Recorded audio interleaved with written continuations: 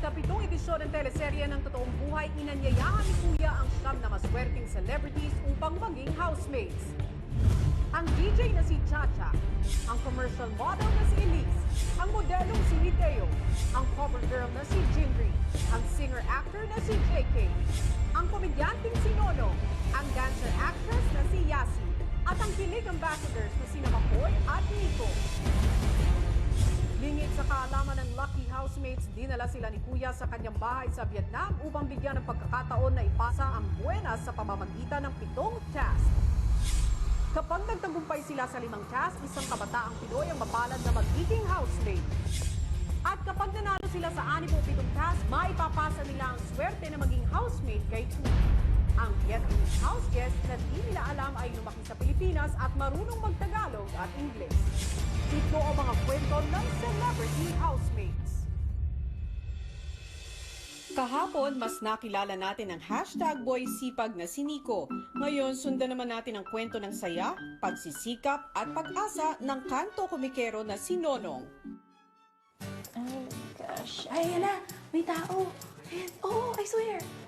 Ay! Nilalamisahin natin siya. Oh! Sobrang naranasan ko naman po nang umalis. Nakapag-bakasyon po ako dati sa Indonesia. Inimbitahan ako ng tatay ko na magbakasyon doon. Kasi matagal kami hindi nagkasama. Minsan lang kasi siya umuwi dito sa Pilipinas eh. Tapos banding kami bilang mag-ama. Tapos yun, nakakatuwa naman kasi bumawi siya doon sa mga kakulangan niya sa akin. Hi! Chacha! Nonong! Ellie! Nag-guest ka pa sa show ko before. Sa pakikisalimuha sa housemates, umangat ang pagiging masiyahin at palakaibigan ni Nonong, tulad ng pagiging palabiro sa pagdating ng di umano'y Vietnamese housemates.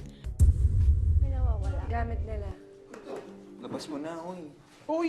Wala! Pagkain lang naman ang kinuha ko dito, uy! Sobrang magbiyak eh, no? Ano, uy! Uy! Masayahin ka talagang tao, no? Opo. Hindi ko alam na po yung mood ko araw-araw. Is it okay? Nono! And interpret, Nono! We're here? Hindi sila marunong mag-English eh.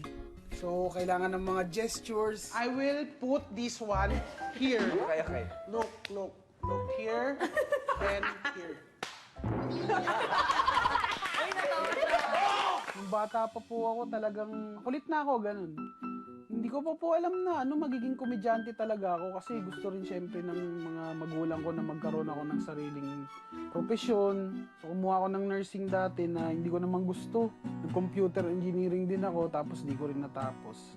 Tinanong ko yung sarili ko. Sabi ko, ano bang gusto mo sa buhay? Krok, ganun lang yung narinig ko. Pero nung naging comedy writer na ako, nalaman ko na yung linya ko pala sa comedy talaga. Pagsapit ng gabi, si Nonong nagkwento naman sa kanyang sariling buhay. Comedy writer ako dati. Tapos sa isang multimedia company. Ano, di ba, pag komedyante, daming drama sa likod ng... Oo naman. Sa totoong Maraming buhay. drama. Nga, kwento mo nga. Sabi mo, namatay baby mo. Oo, namatay. Mga 6 months siya. Pero nasa Sinapupun pa? Oo. Oo. Nakunan yung misis. Tapos ano yun, bale, Hindi kayo, taon na kami. Dalawang taon 2 years na na kami. kayo, live-in partner Hanggang ngayon. mo? Hindi, naghiwalay kami after. Wala na kayo? Graduate ako. So, nung graduate ako nung college, sabi ng tatay ko, o sige, magbakasyon ka naman sa akin, parang gano'n. Wow. Ang problema nun, yun yung panahon na nakunan yung mga anak ko. So, parang graduation ko yun, libing nila. Nung nilibing sila, so parang nag-open mic na ako nun, hindi ko alam kung paano ako babalik sa comedy. Paano na ako babalik? Wala na akong inspirasyon. Kasi meron pa nga akong nagawang joke na sa kanila. Kasi magkaka-baby na ako tapos yung mga tao parang, oo, gano'n. Kasunod yan parang magkasunod sila. Tapos sabi ko, kaya lang ayoko magmana sila sa kulay ko kasi sigurado akong hindi sila makikita sa ultrasound. Tapos sabi niya, tapos ano Doc? Tapos yung act out parang, ano Doc, lalaki po ba o babae? Ngayon lang nangyari to nagkaanak kayo ng anino. Yung punchline. Ang tagal kong pinahinga yun, yung joke na yun kasi parang, paano ko na i-joke to? Oo, tama. Kasi wala na akong inspirasyon. Matapos umalis sa mga kasamang Vietnamese, si Thuy nanatili sa bahay bilang house guest.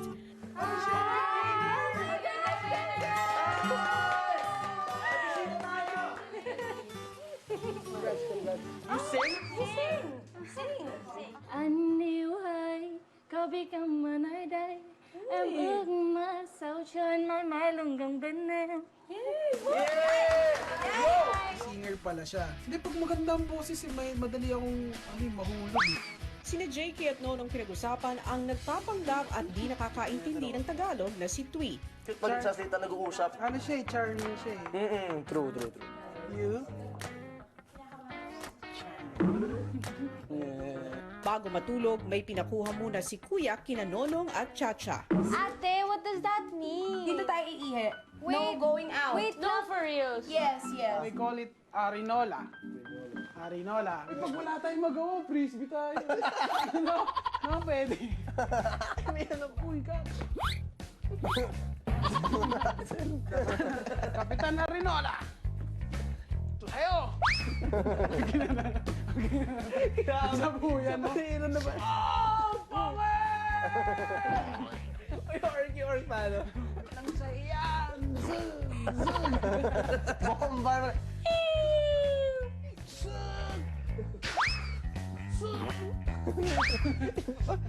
Kinabukasan, pinasaya ni Nonong ang umaga ng lahat. Uy, si Tui, oh, okay lang siya. Are you okay, Tui? Thank you. Are Thank you. Okay. Are you hungry? Hungry? Do you have outside? Heart. Do you have heart outside? Meron? Simove yun? Bakit siya? Malakas ang dating niya. Tipo mo ba? How many years? One day? Hapon lang? Pwede pang sirain, you know. Okay? Matapos mag-swimming ni Twi, tinuruan siya ni Nonong ng isang awiting Tagalog. I teach you Philippine song. Oh, turuan mo. Sige. Ako ay may lobo. Yeah. Ako ay may lobo.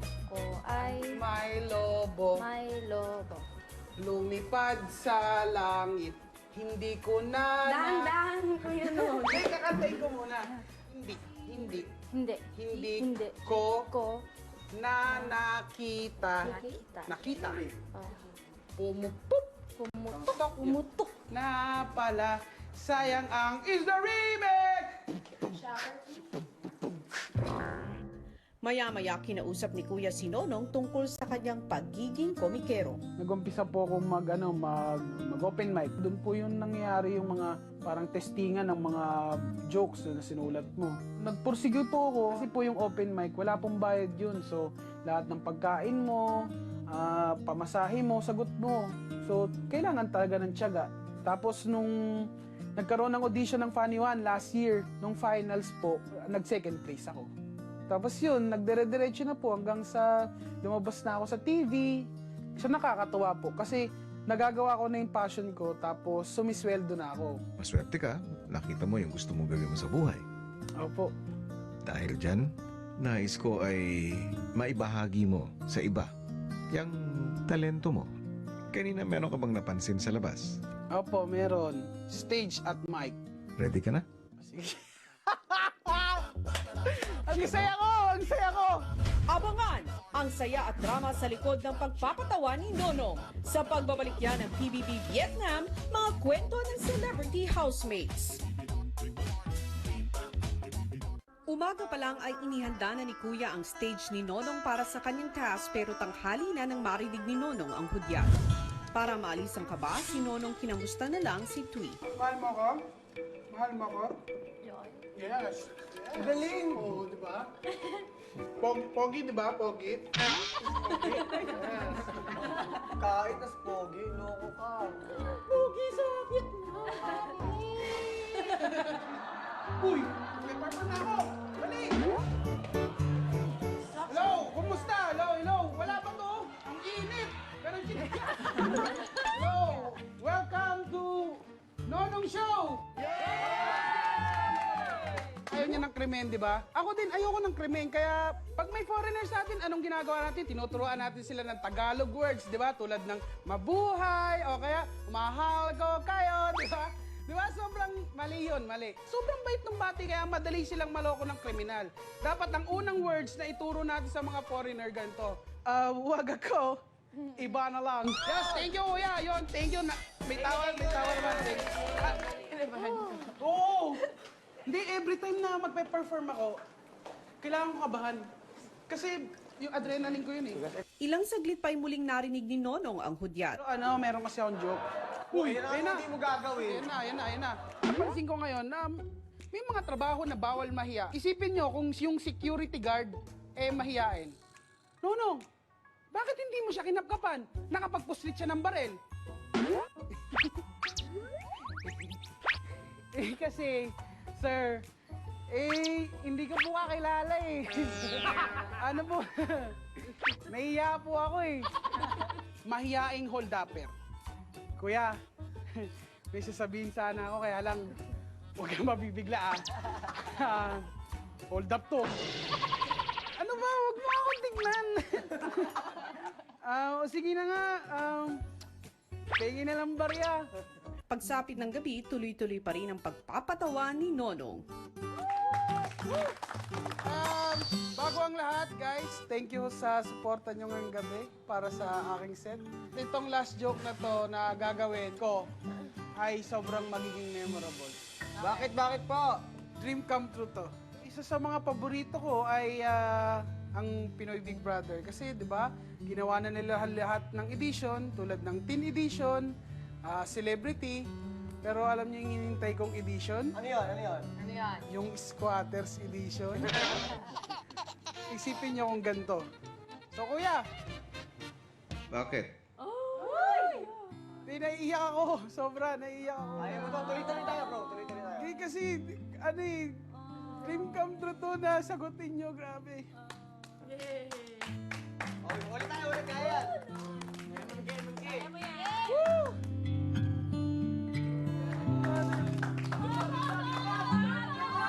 Hindi ko na napigilan talaga kanina yung bugso ng damdamin ko na maiyak dahil dream come true talaga na magawa yung joke na kasama kayo.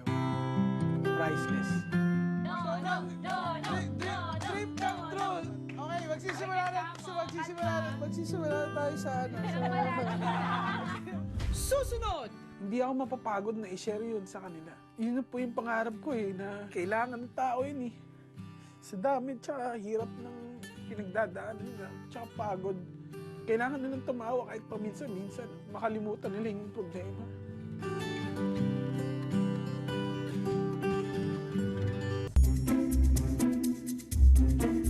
Si Nonong ipinakilala na ang housemates ng PBB Squatters Edition. Ipapakilala ko na sa inyo ang Pineapple Boy ng Marikina, si Nico. Ang macho dancer ng... Taytay. Ang susunod na naman po sa amin, ang yan na naman tayo, si Freshman po. Santo Girl. Santo Girl. Si Lil Pretty ng Vietnam. Siya,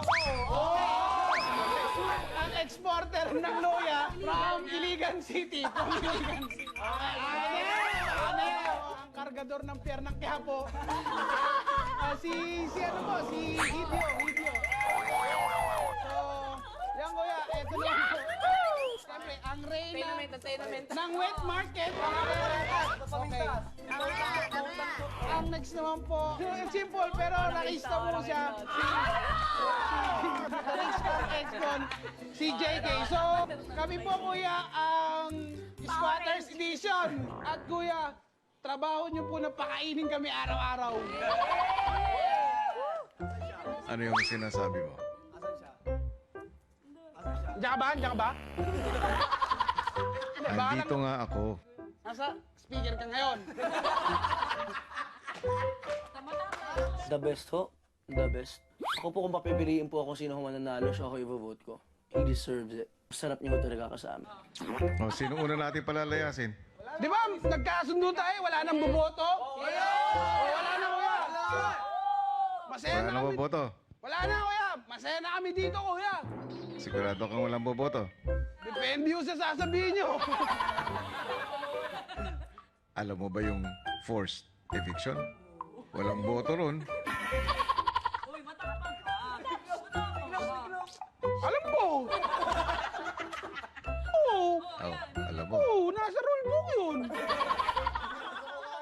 Titigil ko ng boto. Po? Ano po, kuya? Talagang mahirap kasama si Nonong dahil ako nagpapanggap na hindi marunong mag-Tagalog. Sometimes hindi ko mapigilan yung sarili ko. No, kuya. Susunod nito, pinapagawa na namin yung titulo ng bahay mo. Kami na magpapatenant dito. Di ba mga housemates? Yeah! Nagkaisa kami dito, kuya. Oh, extension na nga to. Ano? Oh, kuya. Ito. Tingnan mo ako mata sa mata. Ayan ka pala! Ngayon mo sinabi! Ngayon pang lasing na ako!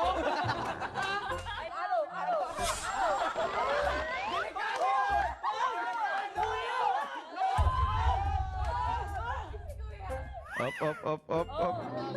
Ano yan? Ano yung nasa rulebook?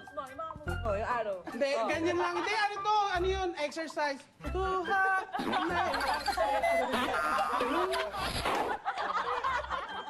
Super saya. Sobrang na-enjoy ko po yung mga set ni Nonong. Tinatapos ko na ang usapan natin. Yeah, thank you ah. You're the... Salamat din. Ano? Ay, naramdaman ko ba? Ang saya ko eh. Kasi nagawa ko yung joke. Oo. Yung joke na nagawa ko, siya yung sumasagot. Okay, oo. Isang ano yun. Sorry, wow. Kanina nung... Totoo na, Gabriel. Hanep. Bago matapos ang gabi, muling kinausap ni Kuya si Nonong. Ano? Kumusta ang araw mo? Pagod pero masaya po. Salamat kuya. Sobrang salamat talaga. No. Oh, It was nice sharing the stage with you. salamat po. Masaya ko kuya. Lahat ng lumalabas sa mata ko ay lahat ito ay saya. Hindi pala bagay sa'yo umiyak mo. Oo, ngayon lang po kayo nakakita ng pandang umiyak. Walang sabayan sila John Lloyd. No. You have a gift na hindi lahat ay meron. Opo, sobrang blessed talaga ako. Hindi ako mapapagod na i-share yun sa kanila. Yun na po yung pangarap ko na marami ako ma-inspire na comedian na lumabas. Magpatawa sila. Na para naman mas sumaya yung mundo. Kasi kailangan ng tao yun eh. Sa dami tsaka hirap ng pinagdadaanan nila. Tsaka pagod. Kailangan nilang tumawa kahit paminsan-minsan. Makalimutan nila yung problema. Naniniwala din ako dyan. Salamat po. At sana, saan ka mang dalhin ng pagpapatawa mo? Nasa iyo pa rin ang huling halakha. Salamat po. Napakaganda po nun. Hindi ko makakalimutan yan.